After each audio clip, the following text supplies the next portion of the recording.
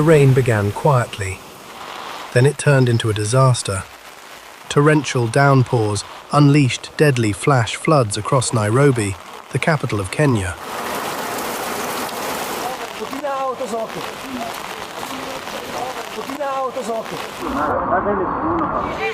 Within hours, streets became rivers, vehicles floated, homes filled with muddy water.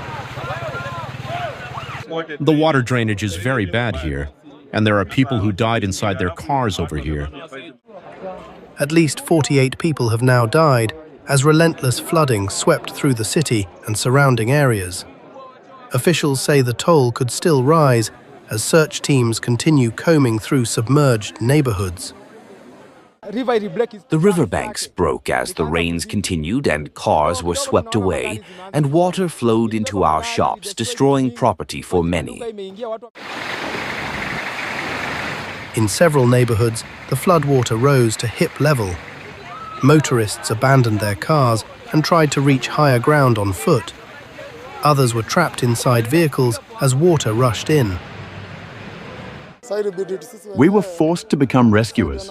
We prioritized rescuing the women and children first. We took them across the road to higher ground. We did this one bus at a time. The chaos also paralyzed the city. Flights at Nairobi's main airport were disrupted as heavy rain flooded access roads. Several planes were diverted to the coastal city of Mombasa. There were advisories. If it takes for you to even condone some roads, right? I'm sure all of us in Nairobi know where, floods are prone. Why can't that be condoned? Those particular areas. We'd rather get home late, but we get home. Emergency crews from multiple agencies have been deployed to help rescue stranded residents. The military has also joined operations.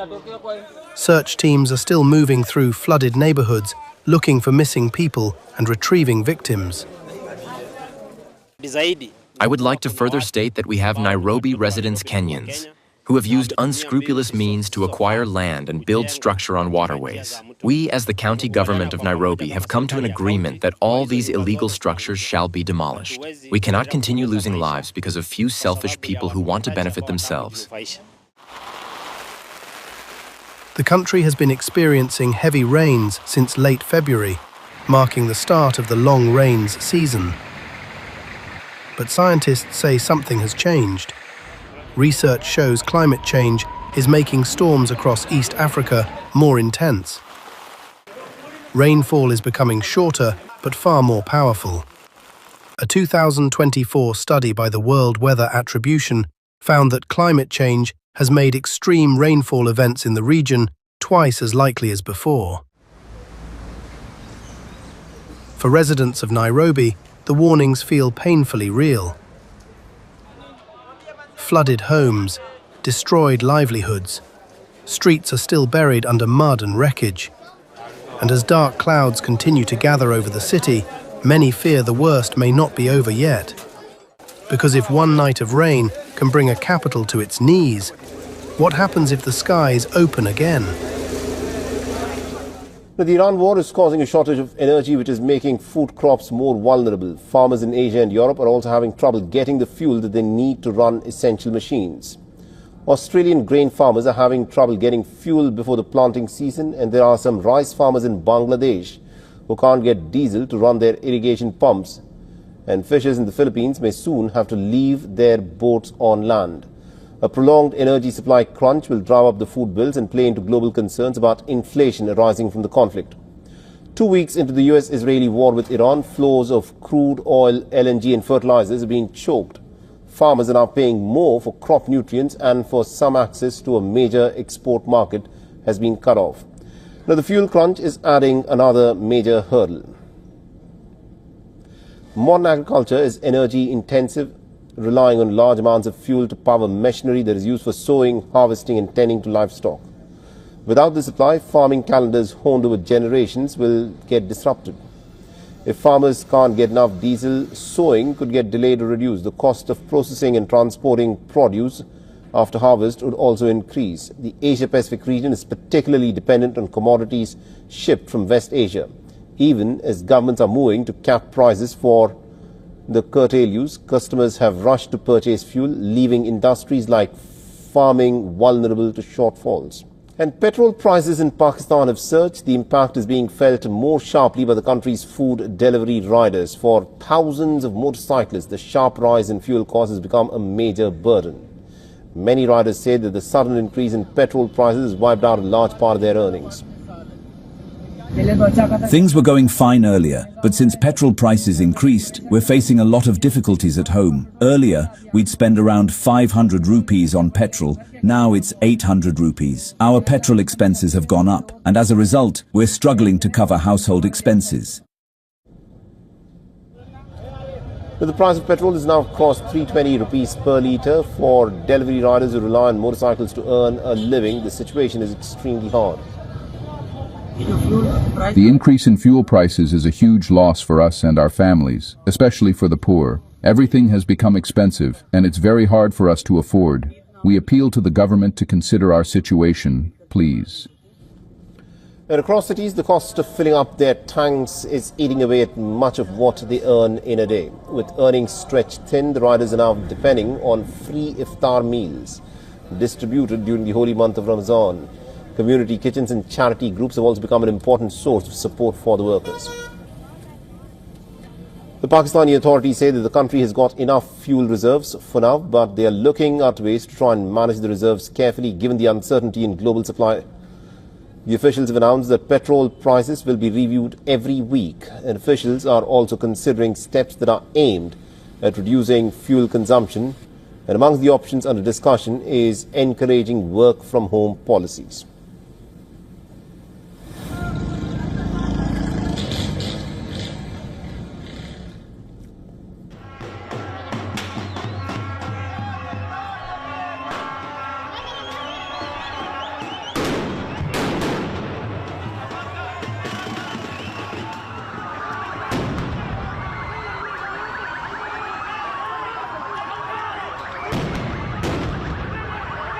Es evidente que al gobierno le preocupa el rechazo contundente de los trabajadores y los pueblos. El día de hoy estamos culminando una jornada que inició desde la mañana condenando la política antiobrera de un gobierno que no ha resuelto educación, salud y empleo. No hay seguridad para estudiar, no hay seguridad para trabajar. La única seguridad que hay en el país es la seguridad de pagar puntualmente al Fondo Monetario Internacional la deuda económica que hay con este organismo, mientras el país se desangra y pierde derechos.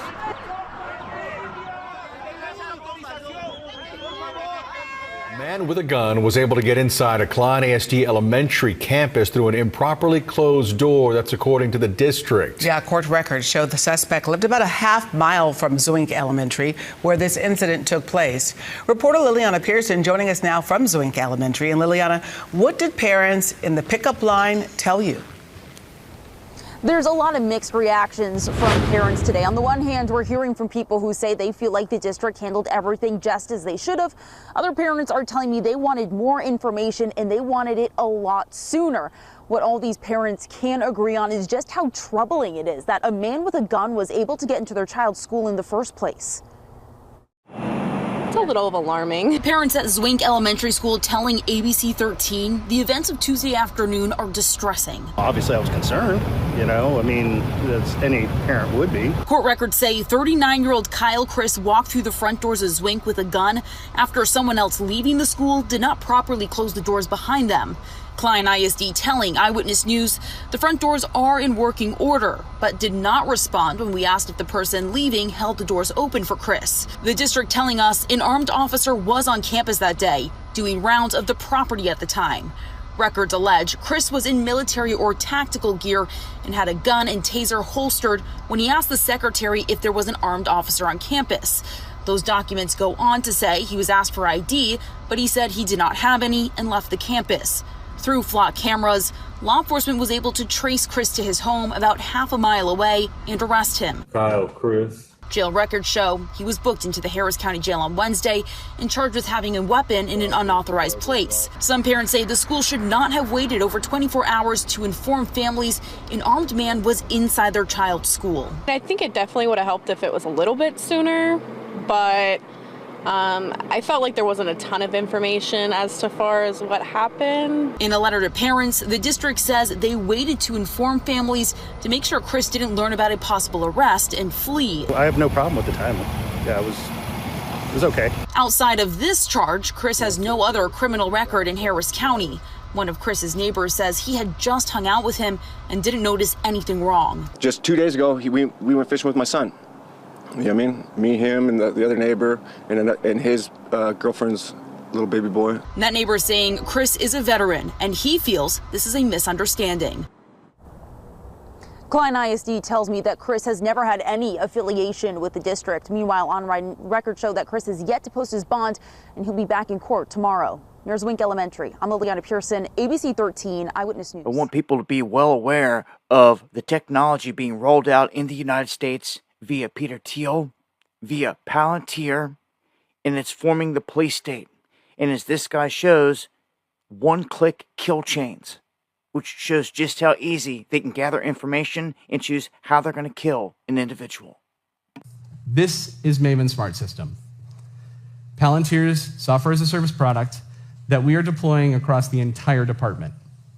As you can see, it's not just one data feed, it's multiple. And instead of having 8 or 9 systems for those decision makers to look at every single day in order for them to make decisions, you then fuse it into a single visualization tool.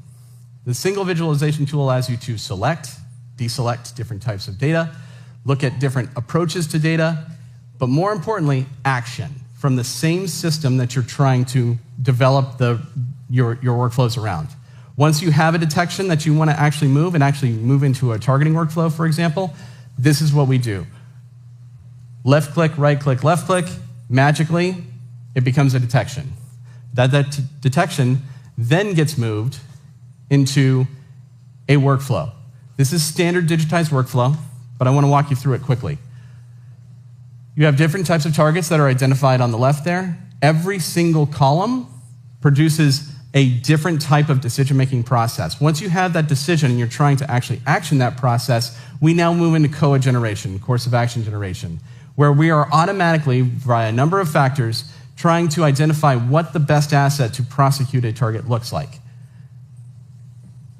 Once we've got the different approaches and we select one, we then can move directly into how do we action that target. So we've gone from identifying the target to now coming up with a course of action, to now actioning that target, all from one system. This is revolutionary. We were having this done in about 8 or 9 systems where humans were literally moving detections left and right in order to get to our desired end state, in this case, actually closing a kill chain.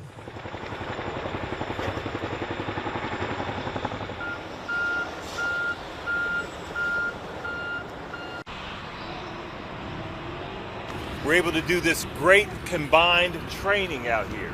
The training of our alliance is what makes us different. It's the asymmetric advantage that we enjoy across the Indo-Pacific. The fact that we can train and build readiness across our formations, and the fact that we can do this together.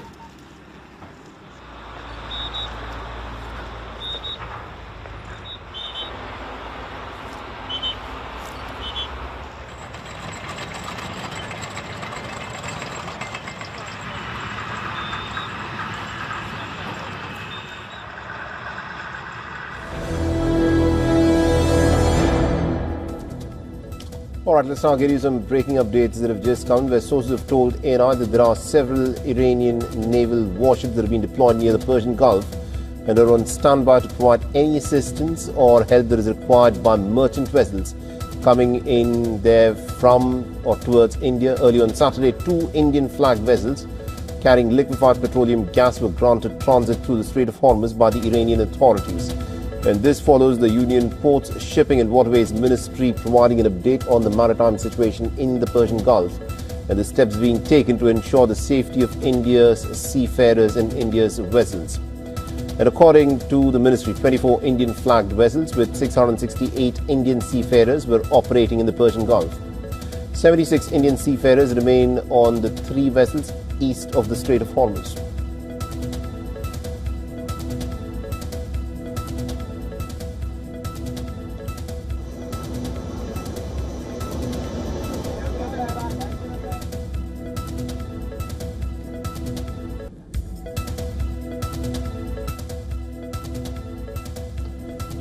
And also WION's assistant editor for Foreign Affairs, Siddhant Civil, gets you more details on this. In process for some time now, the Indian Navy has been preparing to provide security guarantees to India-bound merchant vessels amid the West Asia war. It started with vessel Shivalik and Nanda Devi, but the security corridor is expected to stay for some time. Now, this is not for the first time that the Indian Navy has provided safety and security to India-bound merchant vessels. In fact, in 2019, India started Operation Sankalp, under which safe passage and security of India-flagged merchant vessels were given in critical choke points, whether it's Strait of Hormuz, Gulf of Oman, Gulf of Aden.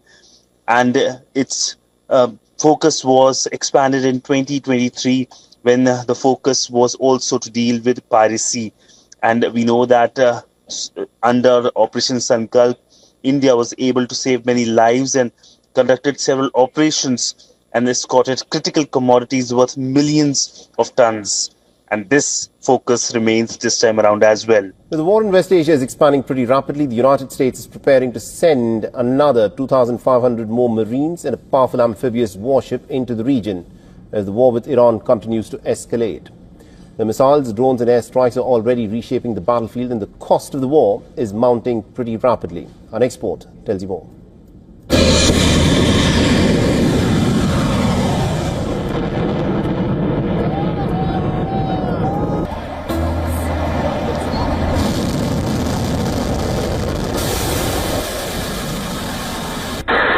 Missiles are flying across the Gulf. Air raid sirens are wailing. Explosions are echoing across nations in West Asia.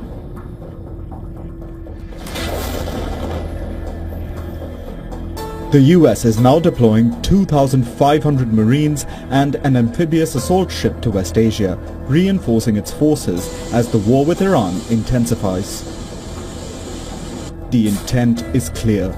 Washington is preparing for a longer and more dangerous fight, especially after its strike on Iran's largest oil port, Karg Island. Iran has now asked the UAE to evacuate its ports and docks as the war enters its 3rd week. Iranian retaliatory strikes have targeted US bases. Drones have struck allied territory, from the UAE, Saudi Arabia, Kuwait to Oman, Bahrain, Iraq and even Cyprus. American Gulf assets are facing the wrath of Iranian retaliation. Naval battles are also unfolding in the waters of the Persian Gulf. The IRGC naval commander claims that several American bases have been attacked in successive waves. Patriot radars, aircraft hangars and aviation fuel depots were among targets hit.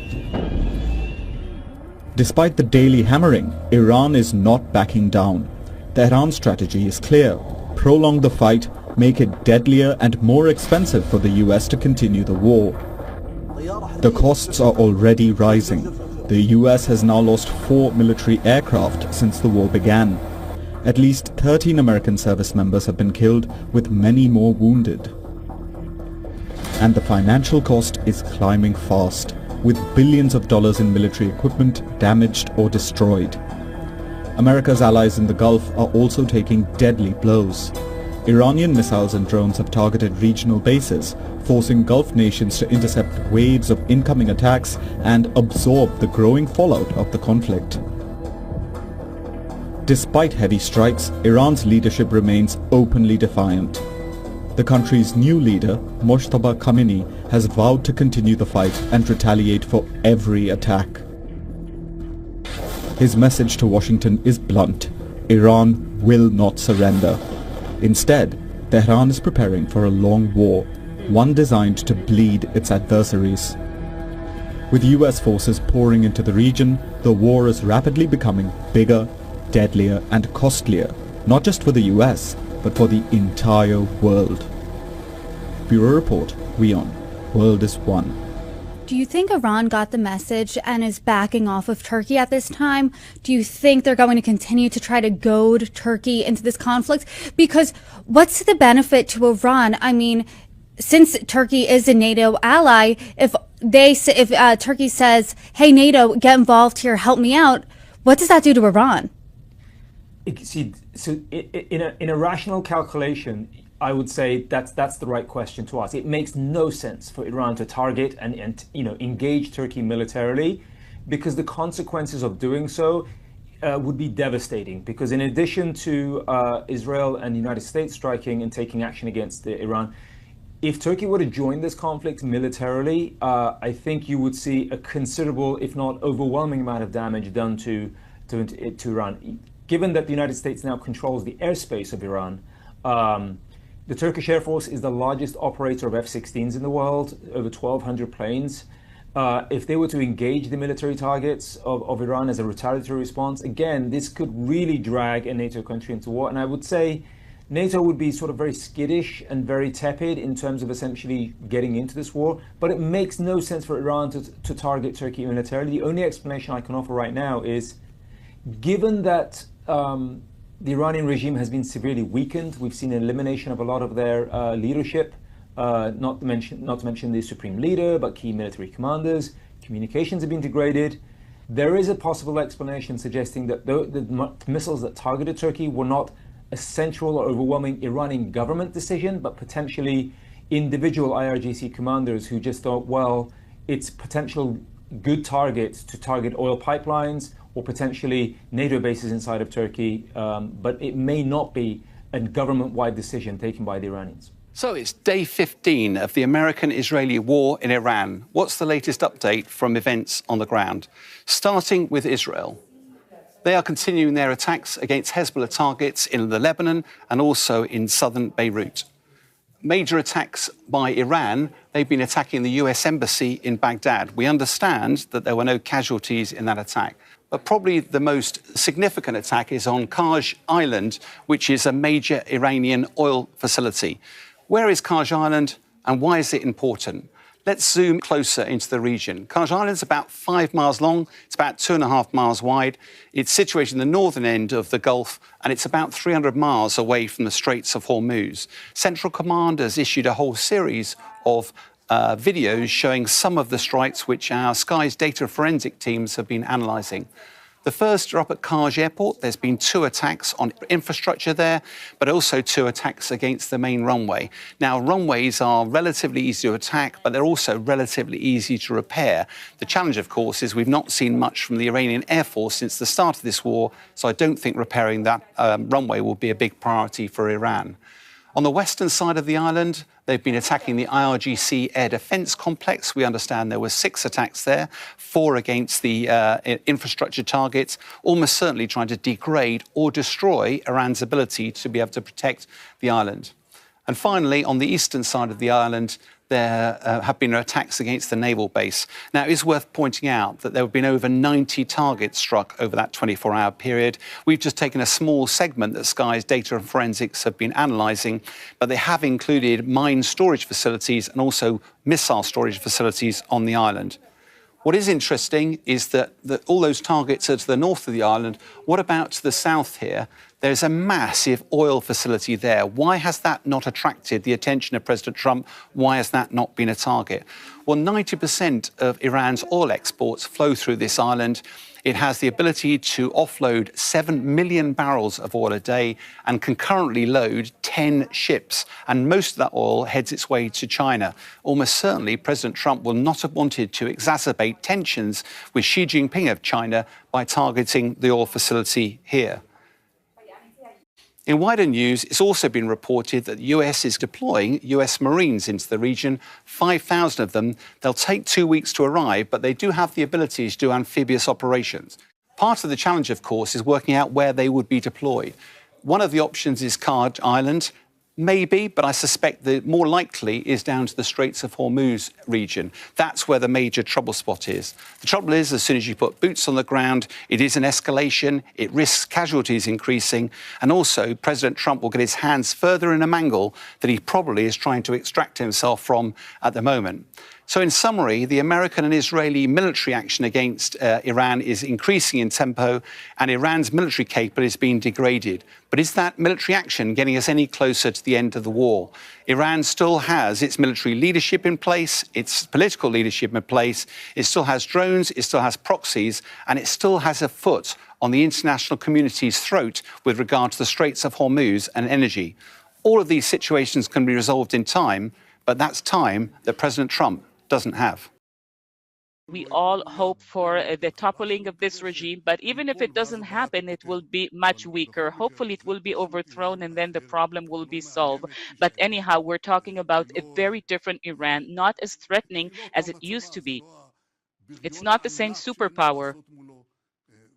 It's not this a huge monster that nothing can be done to face it, and we are acting together with others against them.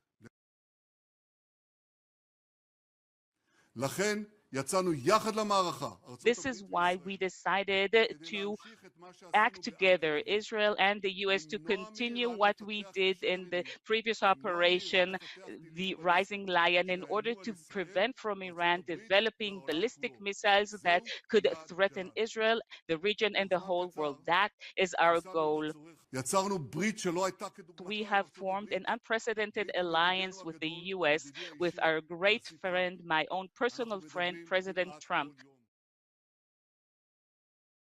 We are also operating in order to advance yet another goal, to prepare the conditions for the Iranian people so that they can remove the brutal regime that has been a dictator for them for decades now. And we are striking forceful strikes at the IRGC, both on the streets and in roadblocks, and we are still in full momentum. And I am saying to the Iranian people, once you can embark on a new path of liberty, this moment is now closer than ever. We are standing beside you. We are helping you, but at the end of the day, it is up to you. بسم الله قاسم الجبارین. ارتش متجاوز آمریکا به دلیل ویرانی پایگاه‌های نظامی خود در منطقه، در پناه بنادر، اسکله‌ها و در مخفیگاه‌های شهرهای کشور امارات، جزیره ایرانی بوموسا را هدف موشک‌های خود قرار داده است. به سران کشور امارات اعلام می‌داریم جمهوری اسلامی ایران حق مشروع خود می‌داند در دفاع از حاکمیت ملی و سرزمین خود مبدأ شلیک موشک‌های دشمن آمریکایی را در بنادر کشتیرانی، اسکله‌ها و مخفیگاه نظامیان آمریکا در پناه برخی از شهرهای امارات را مورد اصابت و هدف قرار دهد. از مردم مسلمان کشور امارات و مراکز جمعیتی می‌خواهیم نسبت به تخلیه بنادر، اسکله‌ها و مخفیگاه آمریکایی‌ها در شهرهای امارات اقدام نمایند تا آسیبی به آنها نرسد. ان الله عزیز ذو انتقام.